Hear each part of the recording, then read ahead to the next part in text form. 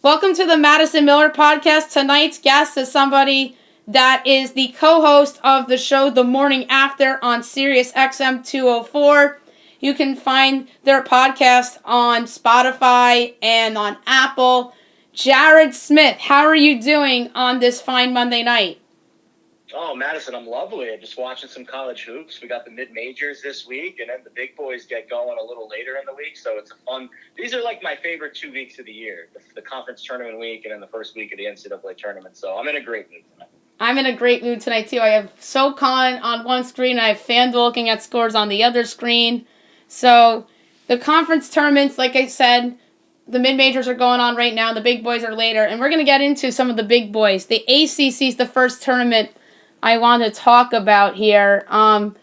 Conference tournament odds for the ACC. Your favorite right now is Florida State at plus 230. Louisville's plus 650. Virginia plus 310. Virginia Tech plus 650. UNC's plus 450. Georgia Tech 10-1. Clemson and Duke 20-1. Syracuse 40-1. Notre Dame 50-1. Pitt is 55-1. NC State 100-1. Miami 150-1. And BC and Wake 200-1. Do you find any value on the board with the ACC outright conference tournament winner?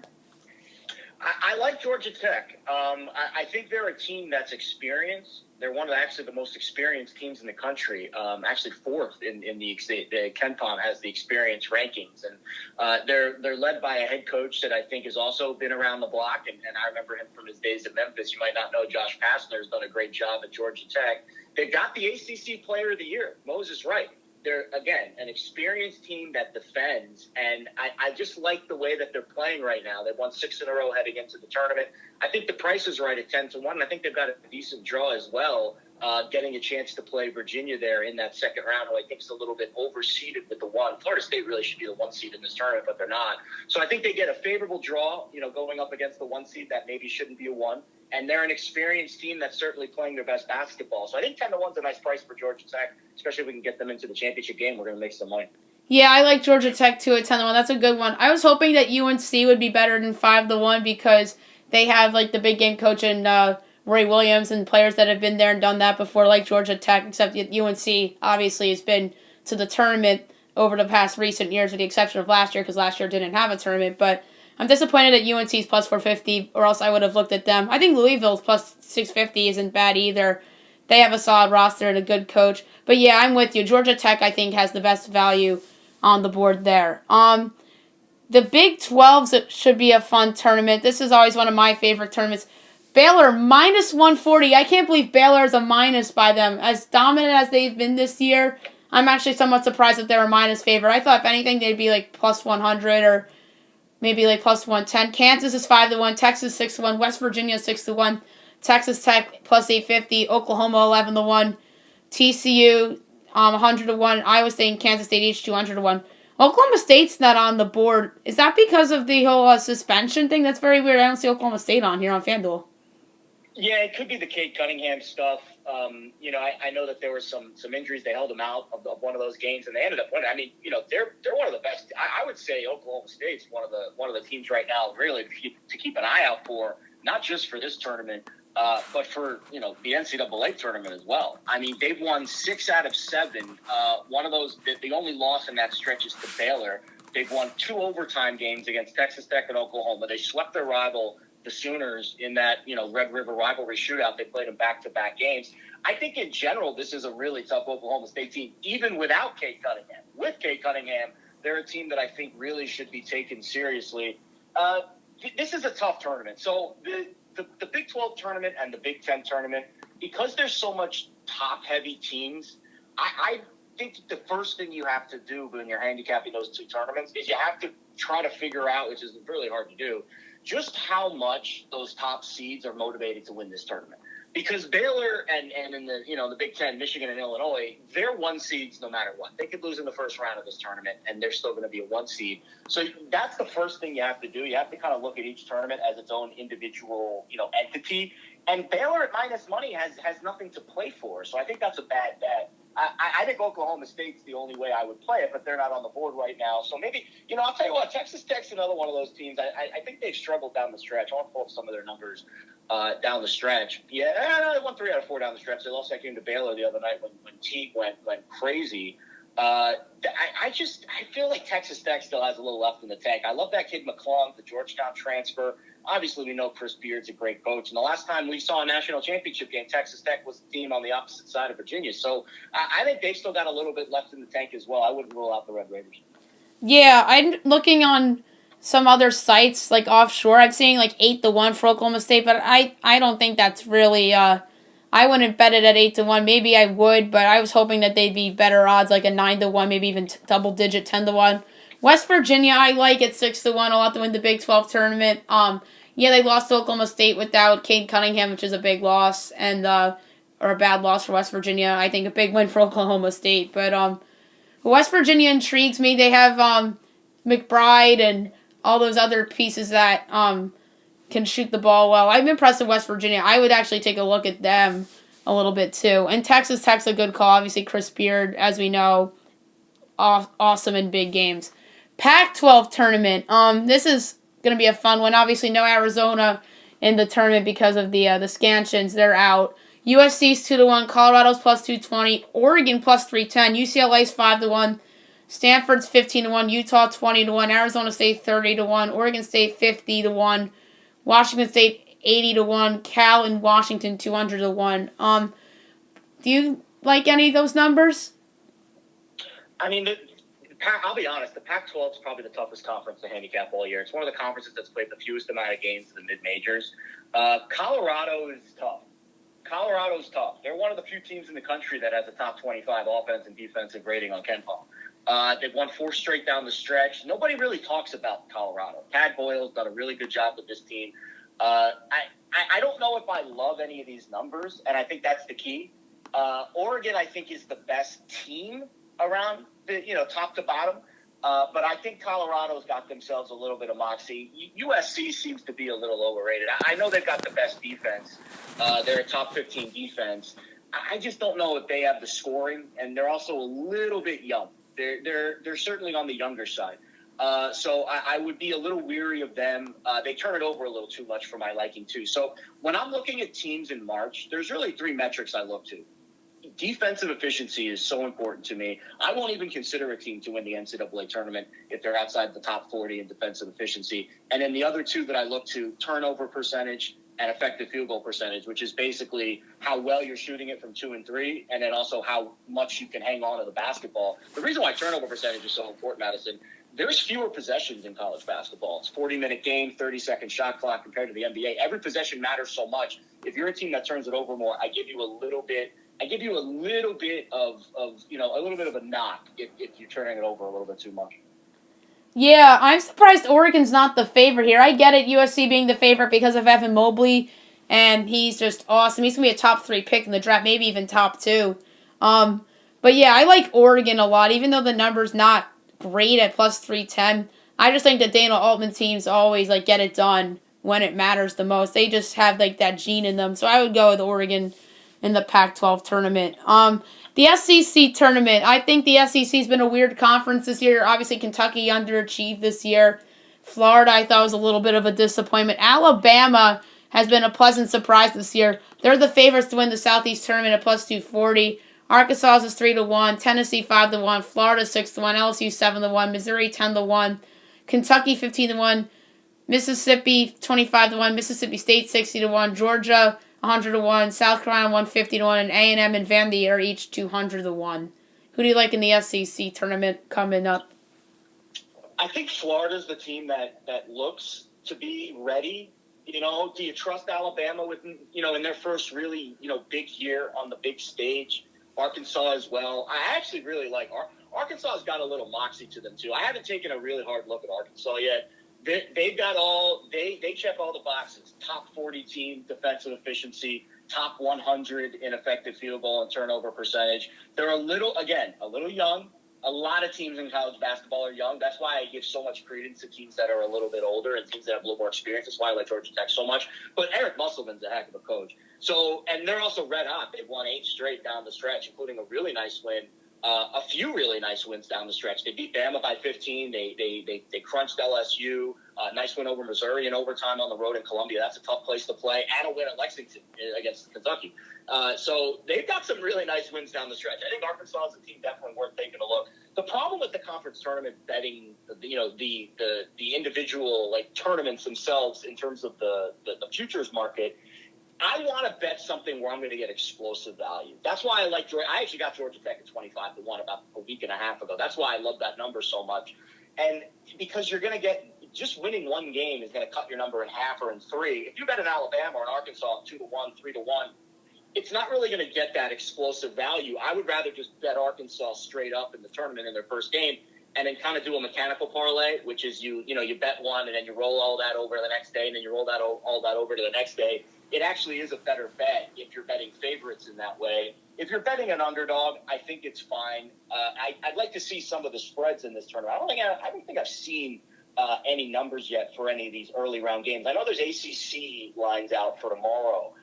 But those are all the teams, actually, ironically, Duke's playing tomorrow, which you never see them play this early in the conference tournament. But yeah. I'd like to see some numbers for Arkansas and for Alabama in their first-round games. If they're favored by a lot of points, especially Alabama, I think that's the team that I might try to fade at some point in that SEC tournament. I don't know how much I trust the Crimson Tide.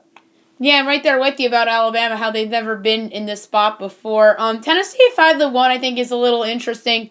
Tennessee got off to that good start, and then they kind of faltered. I could see a world where Rick Barnes' team kind of rallies the troops a little bit. I like LSU a lot at 7-1. I think that's a good call of Florida. That's a very tough one to gauge. I agree with you about the SEC, but I am totally going to fade Bama and Arkansas if the numbers are right. Big Ten. FanDuel weirdly doesn't have Big East and Big Ten odds. I think it might have to do with Seton Hall and Rutgers both being in New Jersey. But I'm just pulling up some odds that I have on CBSSports.com. I just have that pulled up. So Big Ten tournament odds. Okay, that's the wrong site. So the Big Ten tournament. Here we go. I weirdly don't see Rutgers on here because obviously Rutgers is in New Jersey. So Michigan plus 175, Illinois plus 375, Iowa plus 425, Purdue's 5-1, Ohio State plus 685. That's a weird number considering how Ohio State, we looked at them as a 1 seed not long ago. They've completely faltered. Wisconsin's 11-1, Michigan State's 50-1, which is crazy to me. Maryland 65-1, Indiana 80-1, Minnesota 100, Northwestern's 150-1, and Penn State 200-1. Nebraska's 1,000-1. Any numbers stand out to you in terms of value? You know, this is probably the toughest tournament to predict, just because I think every team can win it. Iowa's a team that if they're shooting threes well, the Least Camp injury I think makes them a little bit unbettable. But Iowa's played great down the stretch. That win over Wisconsin the other day, the win over Ohio State, they've really played good basketball down the stretch. Illinois is my favorite team in this conference. I have an Illinois futures bet on the board for 12-1 to win it all. I think Illinois has all of the moxie of a team that can go all the way. The one thing that concerns me a little bit is their consistent offense. They do go into these droughts, but man, Brad Underwood's a great coach. That's the one thing. We don't really think about Brad Underwood as a great head coach because we don't really remember him taking these Illinois teams to the tournament. He's never been to the tournament with Illinois. But man, oh man, it's Stephen F. Austin. He's had a couple of really nice. I mean, he's won games in the tournament with Stephen F. Austin. So I think Brad Underwood is one of those coaches that we take for granted. DeSumo is an absolute rock star. Obviously, I'm a little bit worried about the base, but he looked like he played pretty well with that mask the other day. Michigan, you worry about the Eli Brooks injury. You don't know what that's going to do for their rotation. I have no idea what the extent of it is. We'll find out this week. That is my biggest concern. I think Ohio State's very dangerous as well. I don't want to guard E.J. Liddell. I think he's actually unguardable. But in general, I think you've got a defense on Ohio State that is not ready for the prime time, and I think that's what's going to cost them down the stretch. Big Ten, hands down, is the toughest conference to cap. It's been the toughest conference to cap all season. I think Purdue's a little dangerous as well. Matt Painter's a very underrated head coach. I would throw out Wisconsin. I wouldn't throw out Michigan State. 50-1. I know that price is long. It's long for a reason. But, man, oh, man, if they can win a game. And they just beat Michigan. And they play Maryland, who they lost to last week, which is a little concerning. That defense a little concerning. But in general, I think Michigan State can beat Michigan in that 1-8 seed. So that's a very interesting performance, a very interesting second-round game, too, if Michigan State can perform up to their standards. I think in general, it's the toughest conference to cap. I think Illinois is the best team playing the best right now, but I wouldn't rule out Iowa or Michigan State if they're playing the best basketball. Again, the question is for Michigan, they're a little banged up right now. They've had this great streak. How much are they really motivated to play in this series, in this tournament? That's the question that I have, and that's why I would never bet them at the top of the market. Yeah, I agree with you about Purdue, 5-1. I think that is actually pretty good. Matt Painter, like you said, underrated coach. That's a decent roster there. Michigan State, I am tempted to pull the trigger on because Izzo in March, you always see John Rothstein, January, February, Izzo, April, and then his whole tweet. So I wouldn't rule out Michigan State. Like you said, they beat Michigan, and it just wouldn't stun me if they made a run here. Let's move on to the Big East. That's obviously an interesting tournament. Villanova has a ton of injuries, unfortunately, for them. The favorite right now looks like it's UConn at 2-1. That's weird. I thought that Creighton would be the favorite, but they're plus 235. Nova without Colin Gillespie and Justin Moore are 4-1. Xavier's plus 470. St. John's is 20-1. Seton Hall's 12-1. Providence 30-1. Marquette 60. Georgetown 60. Butler's 80. And DePaul's 300-1. Do you think that Nova has some value at 4-1, or are you looking elsewhere on the board? You can't touch Nova after what's going on. I heard one of their other players might miss this tournament. I'll be honest, St. John's at 20-1 looks really juicy. They've got a great draw. They got Seton Hall in their first game. They just waxed the floor with them over the weekend. And then they get Nova in the 1-4 matchup in the semis, who, considering everything that we're seeing and reading, I could even see St. John's maybe not being favored in that game, but maybe that game's a pick'em. Wow. Considering what Nova has gone through over the last couple of weeks. And on the other side, you've got UConn, who, this Boatwright kid, is it Boatwright or Boatwright? He is an incredible player. I'm very excited to watch him play in the tournament. He's been absolutely outstanding. Booknight, apologies. I think they had a kid on their team named Boatwright, which is why I get a little confused with him. James Booknight is his name, and he's been fantastic for UConn this season. Danny Hurley's squad has got an unbelievable. They've got the heart of a champion, UConn. They've got the moxie. They haven't played a lot. That's the one thing I'm a little bit concerned. They've only played 20 games this year. A lot of teams in the Big East have struggled with the COVID situation. I like UConn. I like St. John's. I think those are the two toughest teams in this conference right now. St. John's, the only thing that scares me is the defense. If they can defend a little bit, and they tend to play better in the Garden. They get a little bit of giddy up when they're playing at the Garden. So I like them on their home floor at 20-1. Again, they should beat Seton Hall. They just waxed them last week. Then you get that game against Nova in the semis. You give me a 20-1 that gets into the final, I'm going to make money. So that's why I like those longer shots in the conference tournaments. I think they offer more value. I love St. John's, too, at 20-1. Like you said, MSG, that's their home arena. I think they're going to get up for this. Nova with the injuries, I think they could potentially take advantage there. And then they play potentially UConn or Creighton in the final. But yeah, St. John's, and they have that stud Julian Champagny. He's awesome. So I'm with you on St. John's 20-1. Let's do the American Athletic Conference. That's an interesting one. Obviously, Houston should be the favorite, and they are at minus 165. SMU's plus 650. Wichita's 3-1. Memphis plus 420. UCF and Cincinnati and USF are each 55-1. Tulsa 70-1. ECU, Temple, and Tulane 120-1.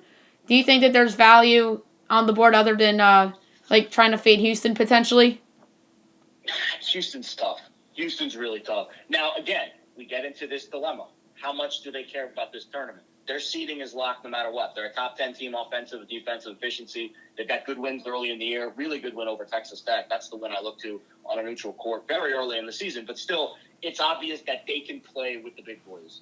I'm a little bit concerned about the motivation for this tournament. And that's why I can't touch this, minus money for them to win this tournament. There's probably not a ton of value in this tournament.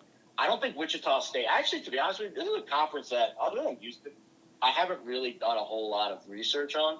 I think Wichita State probably. Actually, Wichita State's had a nice little run here. They've won 7 in a row, a couple nice wins. They beat Houston the other day. But again, defensively, they're not very good. Who else we got here? Penny Hardaway's team, Memphis put on that was a great. I don't know if you watched that game the other day, that Houston-Memphis game. That was a really good game, and that was 6 straight wins for Memphis was on the line, and they almost had that game against Houston. That game probably should have went to overtime. You want to talk about teams that can defend. Memphis is number 2 in the country in defensive efficiency. Now, the problem is they can't score. They're one of the worst turnover teams in the country, and they've got a ton of issues shooting the ball and just getting points on the board. That's where I struggle with them. It really all depends about their draw. I'm curious, do you know where this tournament is? Is this tournament in Memphis? That would make things a little more interesting for them, I think. I think it is in Memphis. Let me go on Wikipedia real quick. ACC tournament. If I'm not mistaken, I think it is in Memphis. Let's see. That would make things a lot more interesting. It would, because I think that gets a leg up on. It's in Fort Worth. It's in Fort Worth. Oh, SMU. Yeah, SMU's hosting. So I'm looking at the bracket right now. I'll be honest, this is the first time, and I like doing this. I like talking things out. So it's nice that this is the first time I really get a chance to look at this bracket. Houston's the 2 seed, huh? I didn't expect that. I would throw a few shekels on Wichita State. I mean, listen, they're the 2 seed. They're the 1 seed, and they're getting priced like the 2. So you're getting a little bit of inherent value right there. The issue that I see is they're facing SMU in that semifinal game, which is a home game. But the good news is they get to play. SMU has to play Cincy in that first game, which is a tough game. So they might not even get past Cincinnati. That's another team that tends to have decent runs in the tournament, but they've been a little down this year. Cincinnati, they haven't had really that great of a year. A couple of bad losses this year. They got waxed by Houston pretty good by 40 earlier this season. I'll be honest. This is one that I don't have a ton of. I don't have a ton of real feel for. Houston is by far and away the best team. But Wichita State's the number 1 seed, being priced as the 2. So I would say you get a hair of value there, and that's it. Yeah, I agree with you there. And I think that SMU could potentially be valuable for playing at home, and maybe Cincinnati, but like you said, that they're down this year. I have up in front of me on FanDuel, NCAA number 1 seed. Obviously, we talked about the obvious, Baylor, Gonzaga, Michigan.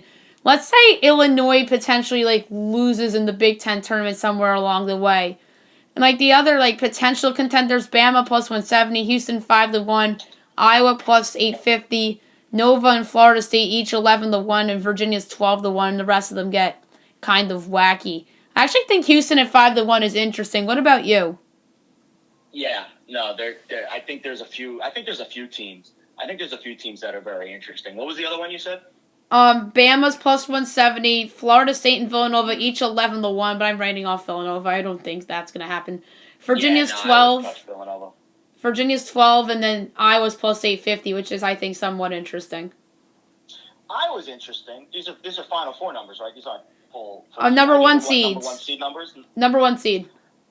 I can't see Illinois not getting a number 1 seed. I just can't. They've done too much.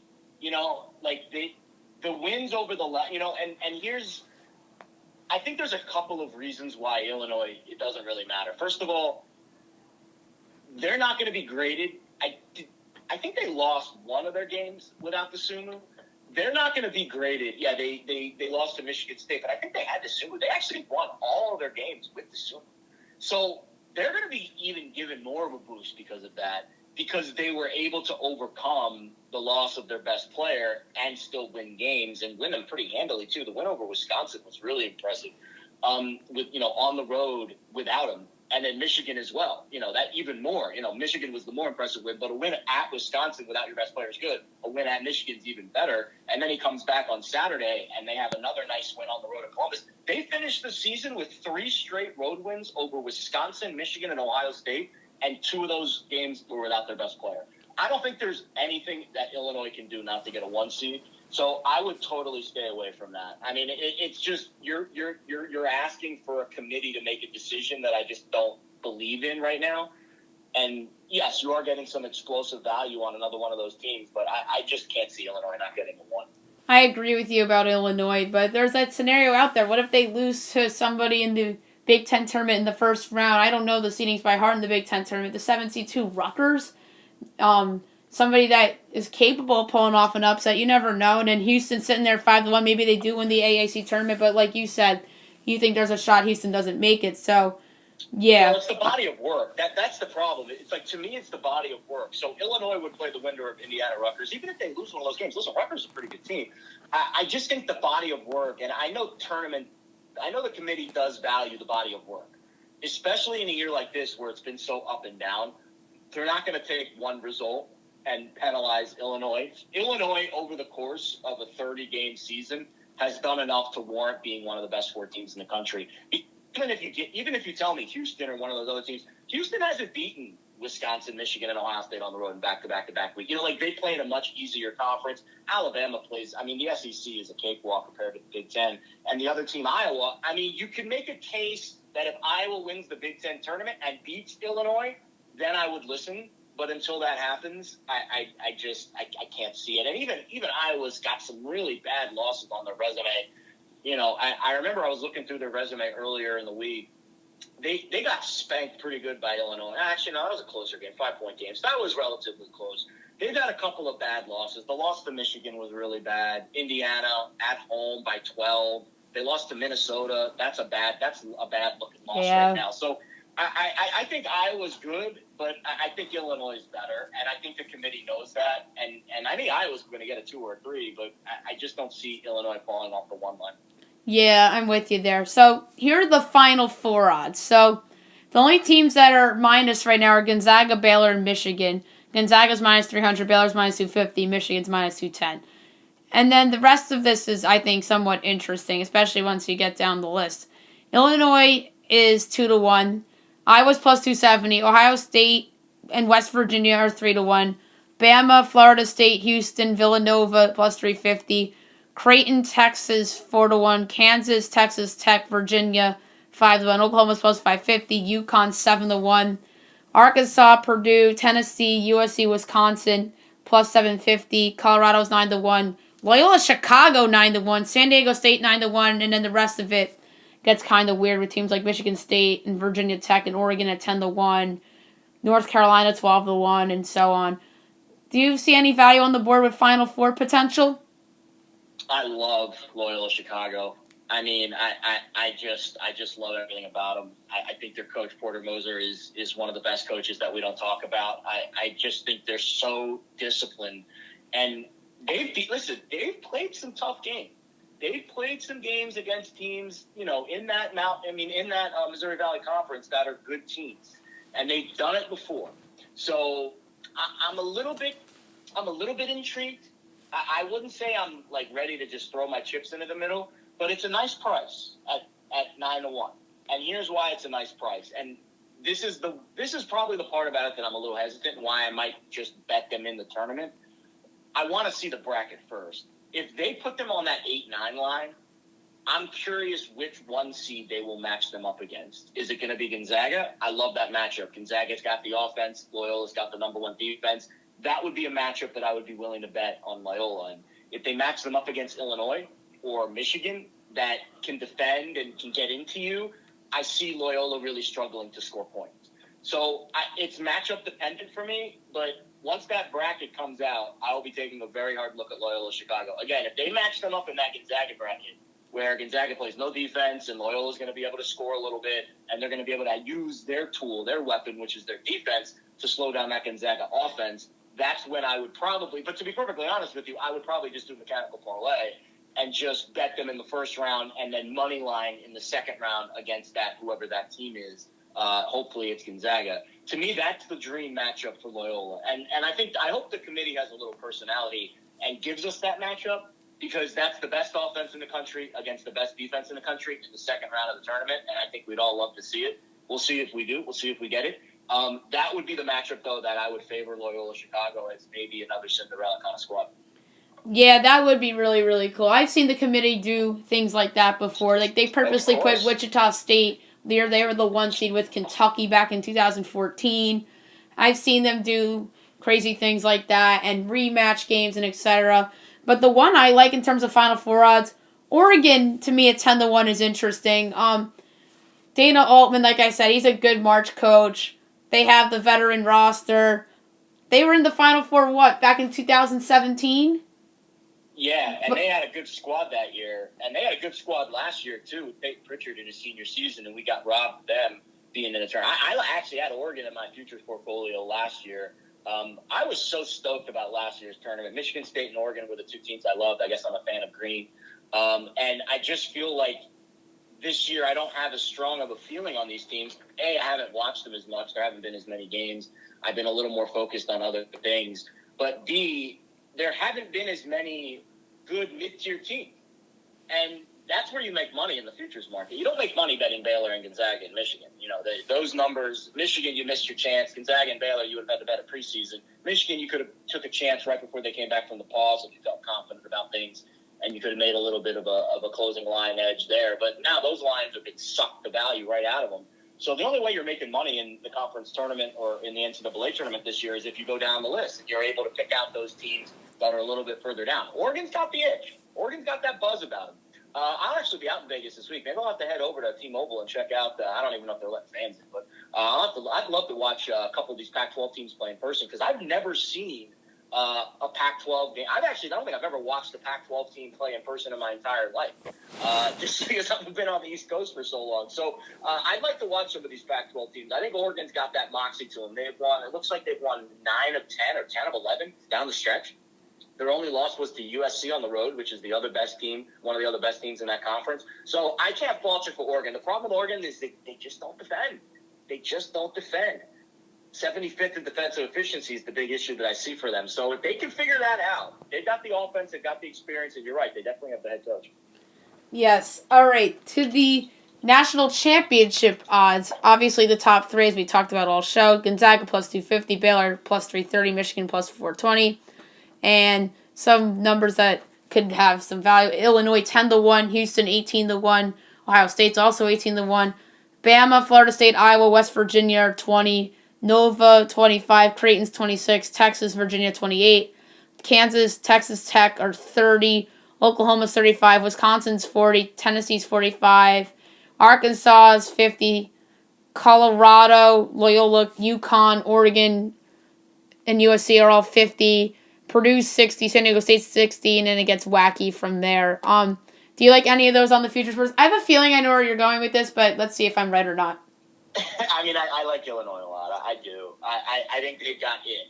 So when I look for a team nose to toes that can win the national title, I gave you the metrics, and it's easy to find those. But when you got to watch these teams, because when you watch them play, it's about how they handle adversity. And that's not anything that you can find in a box score or on KenPom.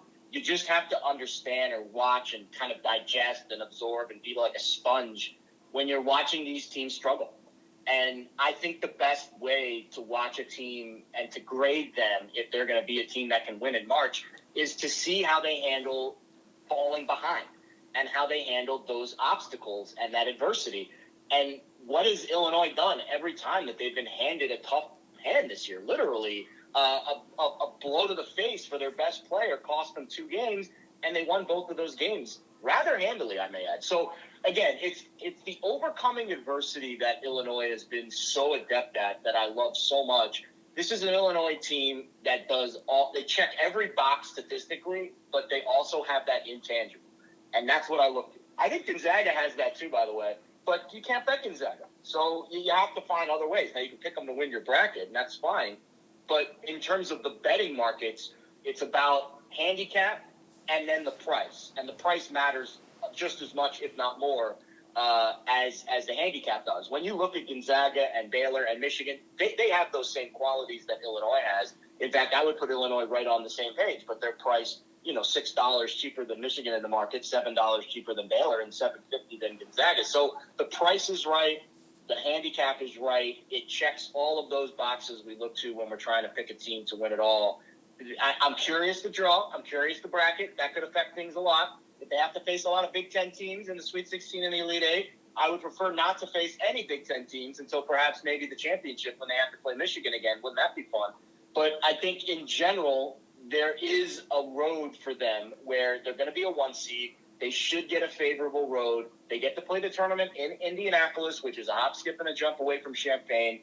That, to me, is a positive as well. And I think overall, this is a team that is built for March. And I'm not going to make a lot of picks in the futures market this year. I think the other teams that are going to be in the Final Four are all teams that we know and we've talked about a lot. If you're asking me the team that's priced the best, that's the best team, it's definitely Illinois. Yeah, I agree with you about Illinois, 10-1. I think that has some value. Another one I kind of like is Texas, 28-1. They're very good in both offensive efficiency and defensive efficiency as well. I listened to You Better You Bet with Nick Costos and Ken Barkley, a.k.a. Lockie Lockerson, and Lockie's high on Texas. And he was saying like how they are like top 10 offense and defense, or might be top 15. But Texas has a good group of guys. Shaka Smart's a good coach. I think Shaka saved his job with a good year this year. And they got Andrew Jones. And they have a bunch of other good players. I like Texas at 28-1 as well. Yeah, I can't argue with that. I haven't taken a real hard look at Texas just because I think in the Big 12 they've kind of been, not the ugly duckling, but definitely overlooked considering how good the Big 12 is. Some nice wins this year. Some decent wins early in the season. And then late in the year, I think that win over Kansas in overtime was kind of a staple win. I know Kansas is down, but it's still Kansas, and it's still a big game. The one thing that concerns me is in their losses, they've really been torched defensively. That's the one thing I'm looking at here. I'm like, man, they gave up 84 to West Virginia. They gave up 83 to Baylor. They've given up some big numbers this year against decent teams. So I always look to see how teams play when they manage up. So I'm not as concerned Texas against Kansas State or Texas against TCU. How does Texas fare when they face Baylor and Oklahoma State and Texas Tech? Well, they've struggled in those games this year. They lost to Texas Tech. They lost to Oklahoma State in double overtime. They lost to Baylor by 14. They gave up 83 points. They lost to Texas Tech twice, actually. They did beat West Virginia. Nice win early in the year on the road in Morgantown. But they don't have a lot of signature wins this season. They again, the wins over Kansas are good, and they waxed Kansas a couple of times this season, most notably at the Fog back in early January. Wow, 84-59, that's a good win. But recently, when they've managed up, their best games, they've lost all of them. Baylor, Oklahoma State, West Virginia, Texas Tech. Those are their best opponents that they've played over the last month and a half, 2 months, and they've lost all those games. So I think Texas is good, but how good are they when they play the Baylors and the Texas Techs? That's where I get a little bit concerned with Shaka Smart. But I agree with you. He's a great coach, and they've got a very talented team. Yes. Alrighty. So let's move on quickly to games for tomorrow. That there's lines up already. We talked before we started the show about how I had my podcast best bet today. I just checked and that was a winner as Cleveland State won by 6 over Milwaukee. I just thought that was a low number. So tomorrow some lines are out. Have you looked at them yet? Not really. And I'll be honest, most of them are mid-majors, which means I don't have the offhand knowledge just to go, into them. I'd have to really get into the lab. I mean, the Duke-Boston College game is an absurd number. I can't lay 12.5 with Duke. I don't care how bad Boston College is. I don't know much about Iona this season, but they tend to play good in these spots. But this is a very different Iona team. Actually, they've had a really rough year. Here's why the MAC is so tough. Not the Mid-American, but the Metro Atlantic, the Ionas, the Quinnipiacs, those teams. They've only played like 10 or 15 games this year because of all the COVID issues. So that is a very tough conference to handicap. Conference USA also, Southern Miss, Rice. I don't know much about those teams. I know Houston Baptist is always a team I see popping off on people's radar. Let's take a look at that one. 143.5 is the total. Man, Houston Baptist is really bad. One of the worst defenses in college basketball. The total looks like it's kind of spot on. Incarnate Word's offense is pretty poor, too, and they play with a really slow pace. I'd probably stay with – there's really not much on the board I like tomorrow. I think Notre Dame's definitely playing with a little moxie. Notre Dame's playing with moxie. I think they're fighting for Mike Bray's job a little bit. Wake Forest has been really bad, too. Notre Dame's coming off that nice win yesterday or on Saturday against Florida State. That was a really nice win to close their regular season. They're laying 8 tomorrow against Wake Forest. Wake Forest is dreadful down the stretch. I want to say they dropped 7 in a row to close the year. Yeah, because I had them against Georgia Tech the other day. I had Georgia Tech over Wake the other day, and that was a nice win. Wake's been really bad this year. I would say Notre Dame's worth a look, but again, you're laying 8 points in the tournament game, so I'd be a little bit concerned there. Miami and Pitt, that's actually the first game of the day. I think Miami had like one stretch this year Yeah, Miami's lost like 9 of 10, like 8 of 10 over the last 10 games. They've been really rough. They had one stretch this year where they were playing with like 6 scholarship players because of like all kinds of crazy stuff. So these tournament games, they're really tough to cap. Like, what's the motivation for Miami and Pittsburgh? Like, they just want their seasons to end. They've been so poor. Pittsburgh's lost 6 or 7 down the stretch as well. These games are tough. I would be weary with the crap major games, like the first round ACC, first round Big East games. I like to wait and see how that team plays heading into their game against the big boy, because the name of the game is figuring out which dogs to bet. And at this stage of the game, if you're betting a dog in the first round of the ACC, they're usually a really bad dog because it's the 11-14 game. So the 11 seed's the favorite, the 14's the dog. Really tough to bet a dog in that spot. But I'll take a harder look tonight. Maybe we'll tweet out some games tomorrow after we get off the show and see if anything else changes. But I don't have anything here on the card tomorrow that really pops out at me. I agree with you. Nothing really pops out. I'm looking right now as well, but tonight actually, there's a couple games that I've yet to tip off for tonight. I like Northern Kentucky minus the 2 against Oakland. I've weirdly been good at betting Horizon League this year, so that's one that kind of stands out. Horizon Maddie, yeah, minus 2 at minus 106. That kind of stands out. BYU Pepperdine, I think that is kind of right on the money. We talked about the ACC games, as you just alluded to. I don't love any of these lines. I think all these lines are pretty much correct in some ways, although Duke, that is a big number against Boston College. But yeah, nothing really stands out yet for tomorrow for me as well. Like you said, I guess we'll just have to tweet out some plays. Did you have anything for tonight? Yeah, I got totally hosed by the Hofstra over. They scored 1 point in the last 6 minutes and 35 seconds. I got a little heat for calling them gutless, but that was a pretty gutless performance by Hofstra. Elon, though, give a credit to Elon. 8th seed, never been in the tournament before. They're going to play in the Colonial Final tomorrow. Tough conference, too. Colonial's a tough conference. I kind of like Northeastern a little bit later tonight. I heard they're getting a couple guys back. This is a team Northeastern's been in the tournament before. I think they actually won a game in the tournament before, if I recall. I was going back and looking. They lost that game to Notre Dame. That's right. That was that very close game, 69-65 a few years ago. And they lost to Kansas too. They played Kansas. They've had a couple of tournament appearances, Northeastern. They've had a really good season too. A lot of COVID issues. Again, these teams have only played minimal games this year. But I like their defense. I like their coach, Bill Cohn. Again, he's been to the tournament before a couple of times. But I think they're a better squad than Drexel top to bottom. And I like the fact that they haven't played them yet this year. And I like the fact that the Drexel defense is ranked like 250th in the country in efficiency. Because Northeastern struggles to score, but they're going to have a little bit better of a time against a Drexel defense, I think, that also struggles to defend. So that's the only lean I have tonight. I'm going to switch over. I was watching this Sun Belt final now. It looks like App State's going to pull this out, which is a nice win for App State. Georgia State's been in the tournament a bunch, but I want to switch over to this Gonzaga game. I would love to hop in Gonzaga live at some point, but they're off to a pretty decent start here. So I'm looking at a couple ones tonight, but I think Northeastern's the only one I'm going to play. Yeah, Northeastern's a good one. They're only -1. When I did the podcast this morning, they were an underdog, and I picked them for the podcast as well, so that's a good call on Northeastern. And before we go, promote your show real quick.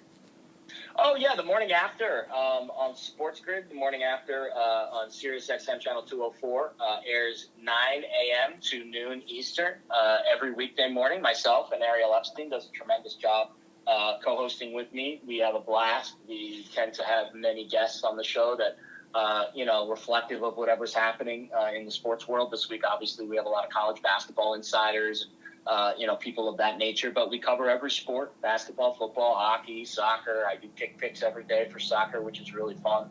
It's a great show, and I recommend any of your listeners that enjoy sports betting and that really, want to get a little more engaged and a little more informed. I would recommend watching Sports Grid and listening to our Sirius XM channel as well on 204, because we a lot of hosts and a lot of great content on the network every day. Picks, insight, analysis, the whole 9 yards.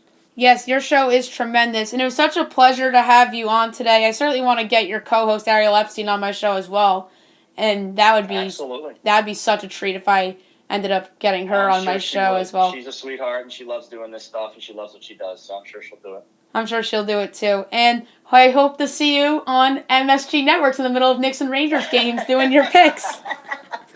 Yeah, the Knicks, they use that promo now, and it drives me nuts because that's not I don't like doing promos. I'm not a commercial guy. You know, I like giving out picks, and they have these commercials for FanDuel that we recorded, and they'll just, because I'll be watching the Knicks game randomly, and I'll just pop up. I have to cover my eyes sometimes. It's embarrassing. But the pregame show stuff we really love when we get to do Inside the Lines, and we get to pick some games. It's a lot of fun. And, hey, how about that Knicks season? Not bad this year, huh? Not bad. Getting in some playoff games, too. Yeah, we'll definitely have you on again before the basketball and hockey playoffs to do odds and stuff. Hopefully the Rangers turn it around a little bit, but yeah, the Knicks, great year for them, and it's such an awesome story how well they're doing. Again, it was such a pleasure to have you on, and I can't wait to have you on again. Anytime, Madison.